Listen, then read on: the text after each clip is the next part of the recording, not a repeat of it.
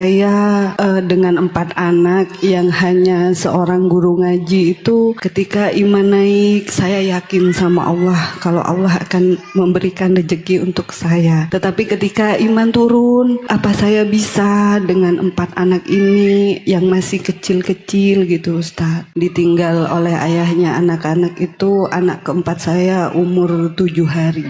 Beliau pamit kerja ke Jakarta, sampai sekarang tahun ketiga beliau tidak kembali lagi. Beliau masih ada?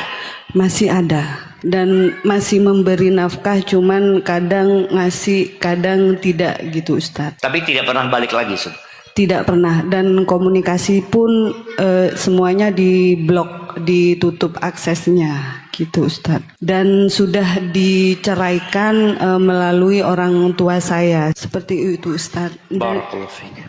Sengaja di KM Masjid ngasih mic ke sana supaya bukan hanya ustadz yang dengar masalah itu.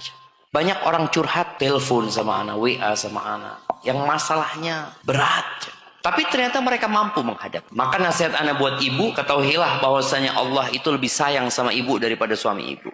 Maka ketika anti berada di titik lemah imannya, bingung mau kemana, anti panggil Allah Azza wa Jalla. Anti panggil Allah, Ya Arhamar Rahimin, Ya Arhamar Rahimin. Yakin Allah itu sayang sama anda. Minta kasih sayang Allah Subhanahu wa taala. Jangan pernah bergantung kepada siapapun. Makanya orang yang masih bergantung, maka biasanya Allah biarkan dia dengan gantung, dengan yang dia bergantung kepadanya.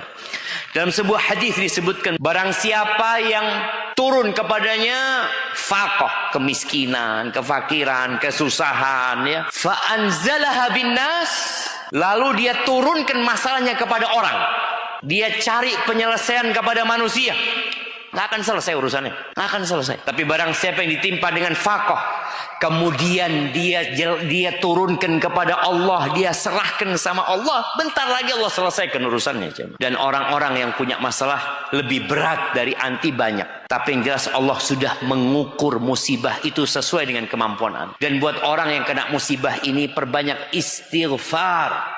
Bagaimana Nabi Nuh mengatakan kepada kaumnya, aku katakan kepada kaumku, ya Allah, kalian istighfar, kalian tobat, kalian minta ampun sama Allah. Allah itu maha pengampun.